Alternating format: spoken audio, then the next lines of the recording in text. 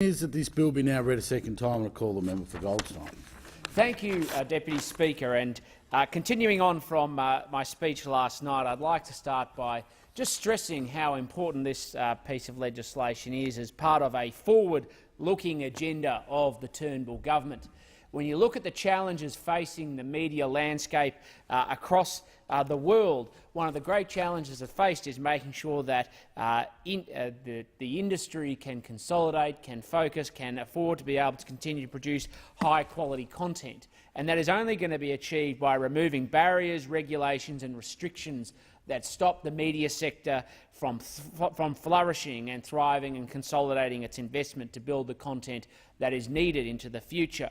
That's extremely important, not just for the survival of the industry, and particularly around making sure we have credible sources and integrous sources of information.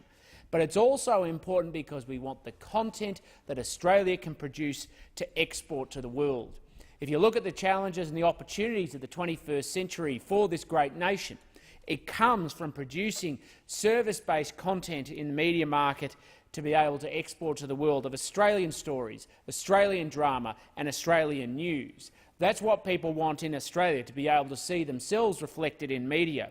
But they also want it to be able to export to the world so our stories, our narrative and our perspective can be consumed by people all throughout the world. And that is both a laudable objective and key to what this bill has a potential to achieve as part of the challenges facing the media sector.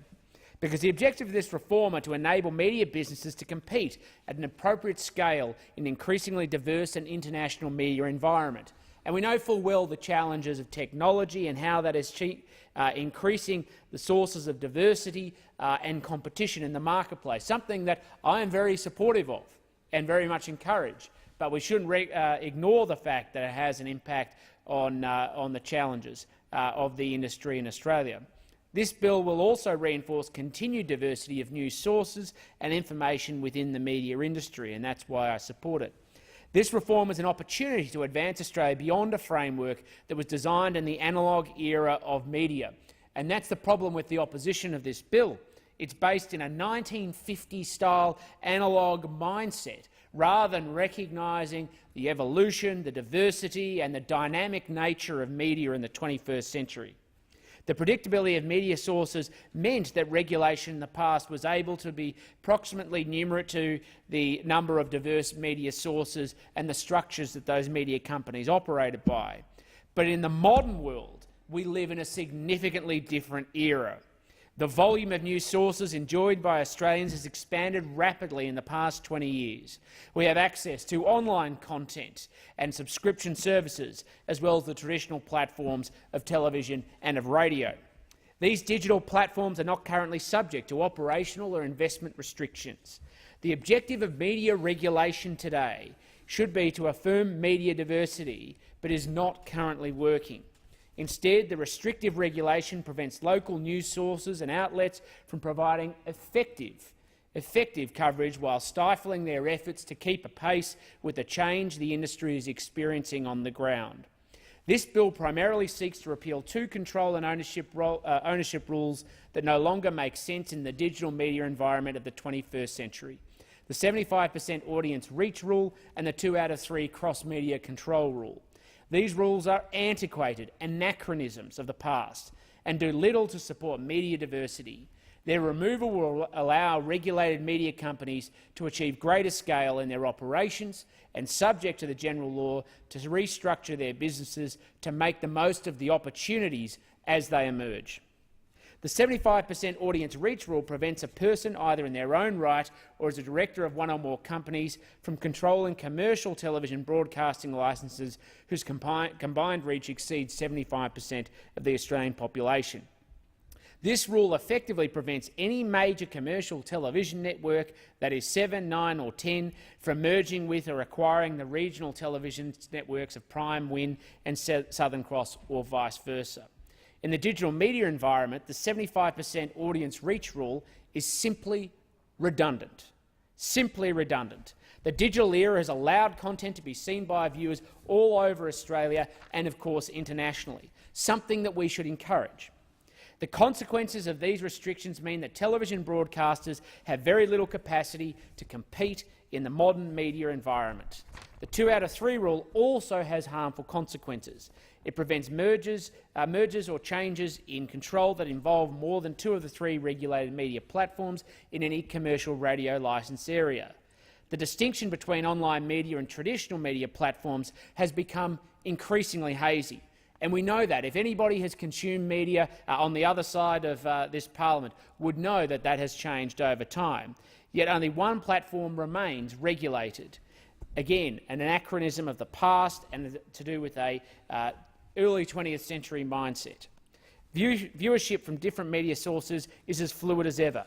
For traditional media outlets to be restrained while online platforms are free to adapt and to emerge is both uncompetitive and unsustainable and doesn't reflect the reality of the environment that Australians are choosing to consume their media content. It is important to note the removal of the 75% reach rule would have very little impact on cross-media ownership in Australia. Most of the licence areas do not contain all 3 platforms and therefore do not prompt the use of the rule.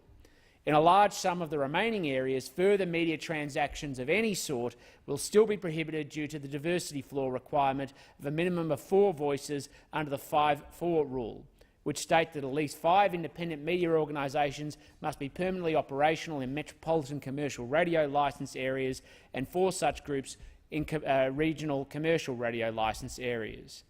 Each of these reforms will be instrumental in unshackling the traditional media outlets and allowing them to properly and fairly compete with their digital counterparts, something that the opposition, I would have thought, should support. The net result is a more flexible media market environment that encourages good journalism, investment in good journalism through product differentiation, and delivers high-quality news and entertainment services to Australians. The media landscape, as we know, is rapidly changing. It is therefore crucial that the law of the land keeps pace with the change that is already upon us.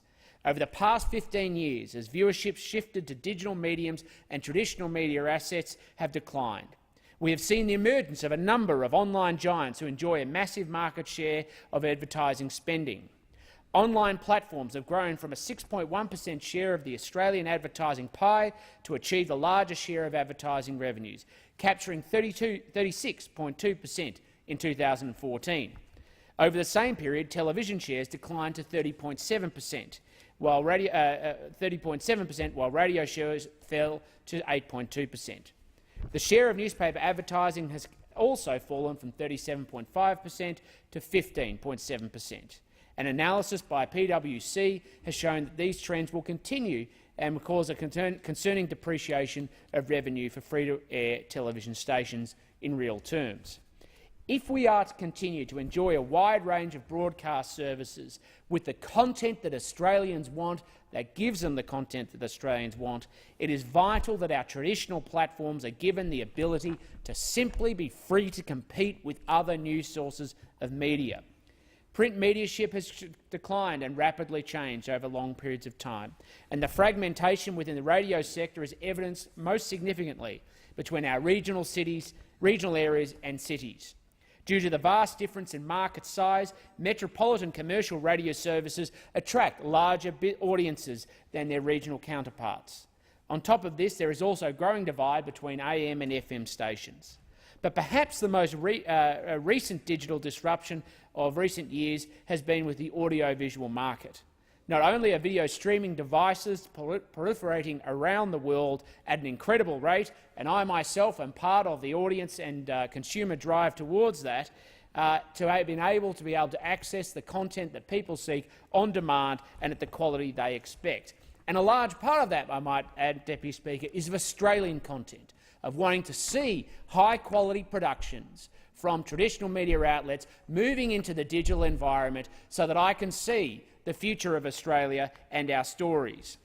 The Australian launch and rapid consumer uptake of streaming services such as Netflix in 2015 has resulted in 11.4% of Australian households having access to a prescription only 7 months later. That means 2.68 million Australians aged over 14 now have access to Netflix and can stream media content on demand. That is an overwhelmingly positive change, But given the ability of competition to pressure companies into offering more for less, we must ensure our traditional platforms are on a level playing field. Because when it comes down to it, we want Australian content to be on online subscription services, because it produces the content that Australians want to see, and to make sure, whether it is through audio or through visual media, that Australians are able to have the content that they seek, and for it to be done in a sustainable way, in a way that only Australians will invest in it by comparison to overseas counterparts. And that's why this reform is so critical, because it provides the foundation for the continuation and investment in Australian stories, Australian music and Australian content, so that this country's past can be recorded, its present can be projected to the world, and its future can be captured for the benefit of all Australians. Thank you, Deputy Speaker. I thank